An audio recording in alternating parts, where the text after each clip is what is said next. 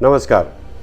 आप देख रहे हैं हमारा ये ख़ास कार्यक्रम जिसमें आपने हमारा पिछला कार्यक्रम देखा होगा, जिसमें हमने बात की थी देश के सामने जो मौजूदा मुद्दे हैं कैसे उनको पीछे छोड़कर, और मुंबई के ऊपर फोकस है पूरे मीडिया का, वो टीवी न्यूज़ हो कि सोशल मीडिया हो या प्रिंट हो या इलेक्ट्रॉनिक मीडिया हो, सब में इस एपिसोड में इस बार हम बात करेंगे कुछ अंतर्राष्ट्रीय मुद्दों की जो इस हफ्ते सुर्खियां बने हैं, और कुछ दूसरे राष्ट्रीय मुद्दे जो बहुत अहम है, जो देशवासियों को परेशान कर रहे हैं। और हम इस पूरी चर्चा में इन खबरों पर जो तबसरा करेंगे, विश्लेषण करेंगे, हमारे पॉलिटिकल एडिटर सैयद खुर्रम रज़ा। खुर्रम साहब, आपका स्वागत है। धन्यवाद।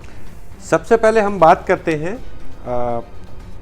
इज़राइल और बहरीन और यूएई के बीच हुए एक नए डिप्लोमेटिक रिलेशन की, जो एक नई एक ज़मीन कहें या एक नया पॉलिटिकल एक माहौल बनाया जा रहा है उस इलाके में, और जिसके लिए कहा जा रहा है कि अमेरिकी राष्ट्रपति डोनाल्ड ट्रंप को नोबेल पीस प्राइज़ के लिए नॉमिनेट भी किया गया है।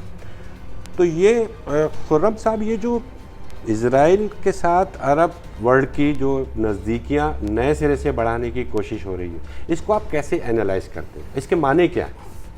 देखिए तस्लीम साहब, जो कुछ अरब में, गल्फ़ में हो रहा है वो बिल्कुल अनएक्सपेक्टेड है।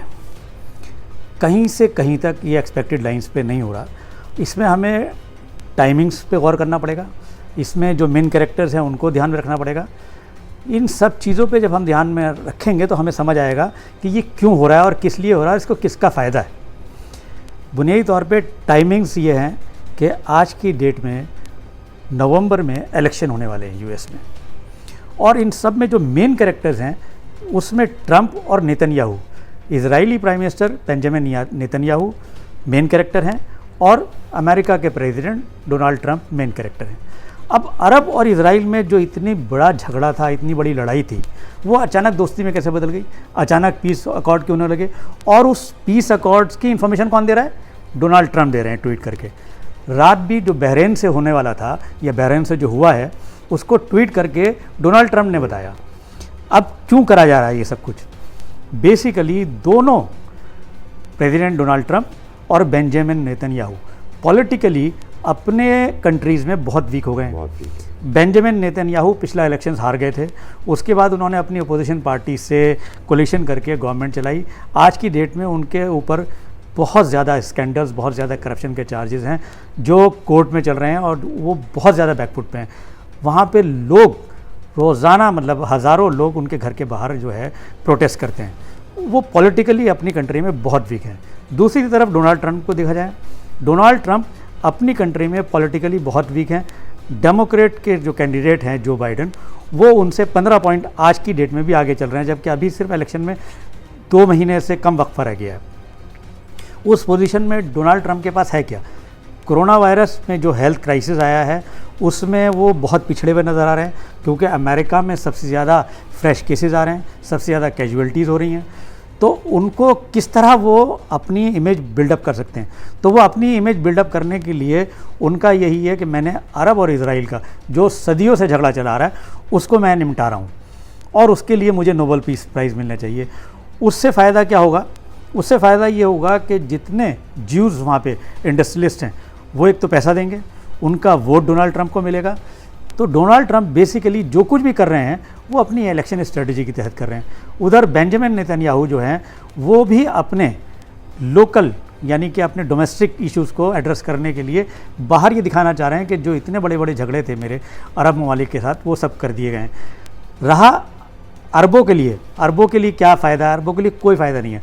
सिर्फ इतना फ़ायदा है कि उनकी जो कुर्सियों की टांगें हैं, जो शाही घराने की टांगें हैं कुर्सियों की, वो बेसिकली वो अमेरिका पे टिकी हुई हैं। अमेरिका किसी वक्त भी वो कोई टांग खींच लेता है तो वो उनकी कुर्सी गिर जाती हैं, लड़खड़ाने लगती हैं। उसकी वजह से जो अमेरिका कहता है वो उनको करना पड़ता है।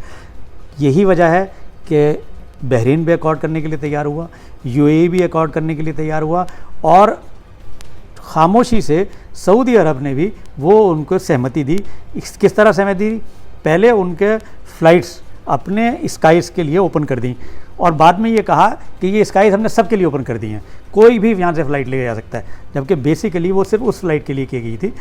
बाद में उन्होंने उसका ये देखा कि कहीं मुस्लिम नाराज़ ना हो, कहीं अरब कंट्रीज़ में नाराज़गी ना बढ़े, तो उन्होंने कहा हमने सबके लिए ओपन कर दी हैं वो स्काइज़। तो अरब कंट्रीज़ के लिए ख़ास तौर से खाशोगी के कत्ल के बाद जो MBS है, मोहम्मद बिन सलमान, जो प्रिंस सलमान हैं, उनके जो रिफॉर्म्स और जो सब चीज़ें ला रहे हैं वो सब वेस्टर्न कंट्रीज़ के कहने पे करे जा रहा है।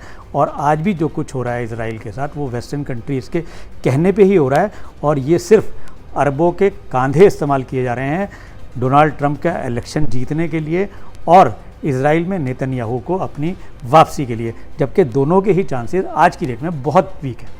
यानी वहाँ भी वही हो रहा है जो हमारे यहाँ होता है, असली मुद्दों से ध्यान भटकाने के लिए आप पड़ोस के घर में ताक झांक ही नहीं करते हैं शुरू, वहाँ कंकर भी फेंक देते हैं जिससे वहाँ हलचल हो जाए और पूरी दुनिया का ध्यान उस घर के ऊपर चला जाए और आपके घर की।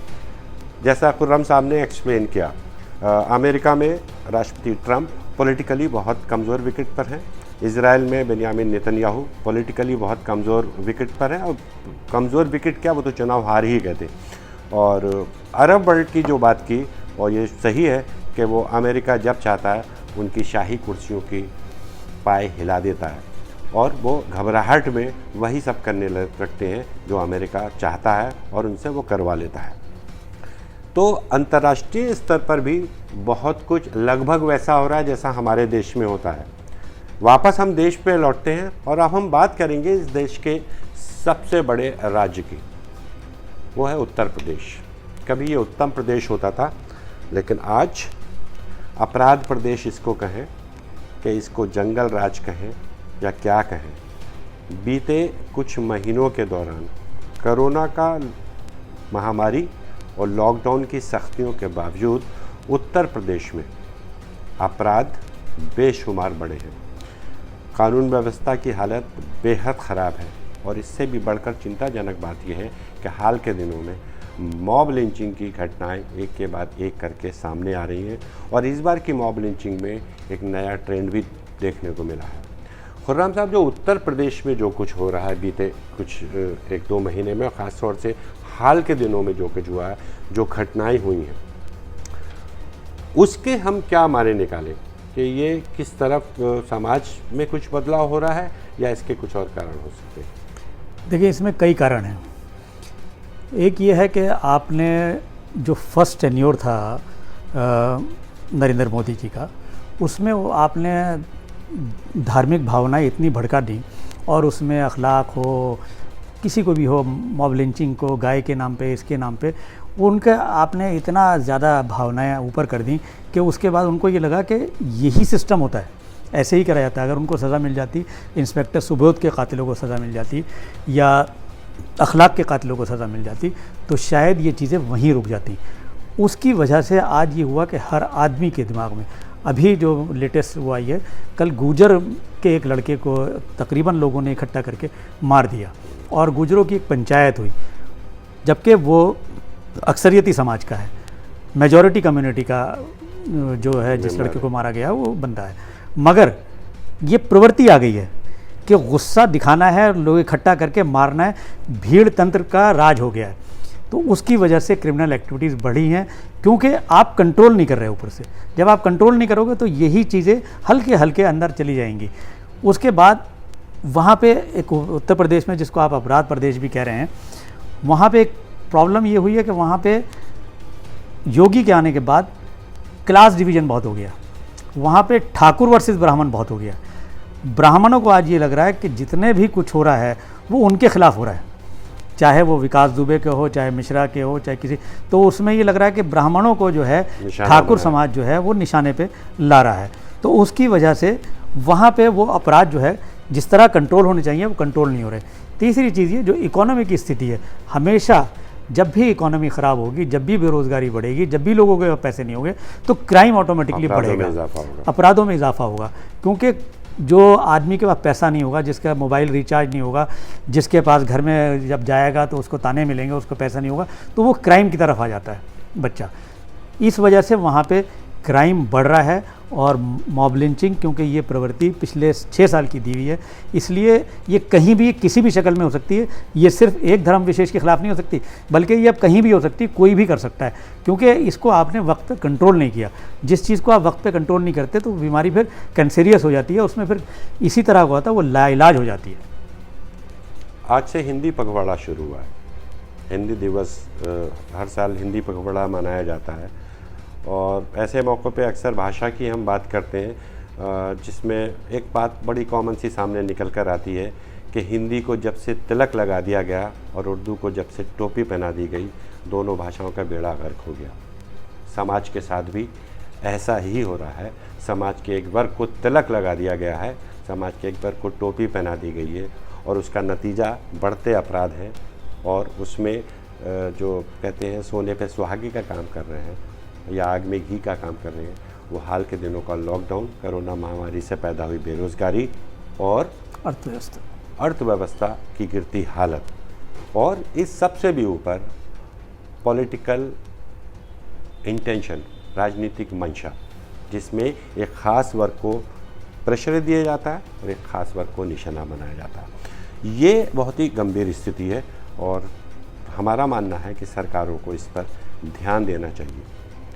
अब हम बात करते हैं कोरोना पेंडेमिक की, कोरोना महामारी की। भारत में बहुत बुरे हालात हो गए। स्थिति यहाँ तक पहुँच गई कि लगभग 1 लाख नए केस रोज़ हमारे सामने आ रहे हैं और हम ब्राज़ील को पहले ही पीछे छोड़ चुके हैं। और जिस रफ्तार से हमारे यहाँ केस आने की जो प्रवृत्ति बनी है, जो एक फ़्लो बना है, उससे आशंका है कि हम दुनिया के सबसे ज़्यादा संक्रमित देश में से देश बन जाएंगे, अमेरिका को भी पीछे छोड़ देंगे। क्या हम इसके लिए तैयार नहीं थे? हमने लॉकडाउन में इसके लिए तैयारी नहीं की, इनको रोकने के लिए कोई व्यवस्था नहीं की, टेस्ट की प्रक्रिया नहीं की। ये सब क्या था?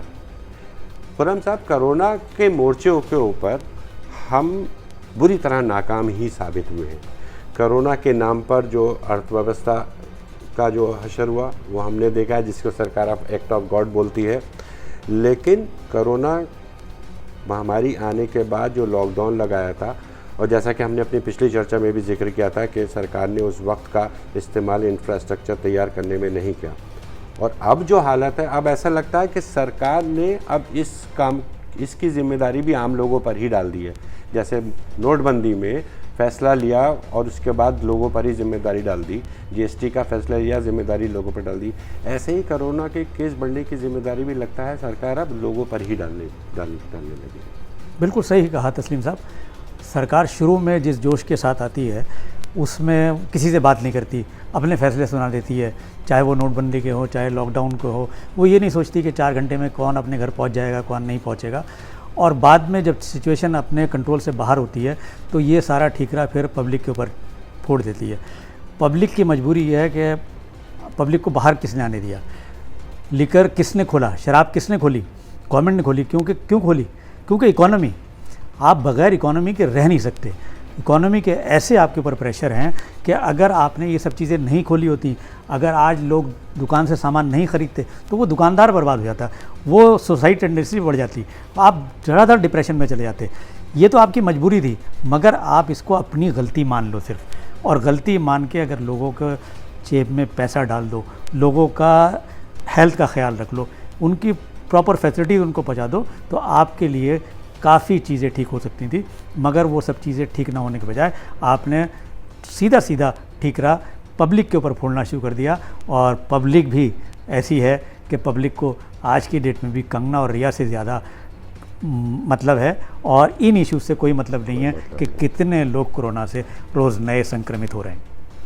एक कहावत है, जो आदमी सोया हुआ है उसको जगाया जा सकता है, लेकिन जो सोने का नाटक कर रहा है उसको जगाना बहुत मुश्किल काम है। गलती हुई है, उसको करेक्ट करना है, लेकिन ये तब होगा जब हम ये माने कि गलती हुई है। लेकिन जब यही नहीं माना जाए कि गलती हो गई है तो उसको करेक्ट कैसे किया जाएगा? उम्मीद करें कि सरकार इन सब बातों पर ध्यान देगी और आम लोगों पर अपनी गलतियों का, उनको जिम्मेदार ठहराने का काम बंद करेगी और गंभीरता के साथ इस देश के हित की बात करेगी। हम अगले हफ्ते और भी समसामयिक विषयों पर चर्चा करेंगे। आपका बहुत बहुत शुक्रिया। खुर्रम साहब, आपका बहुत बहुत शुक्रिया। Thank you.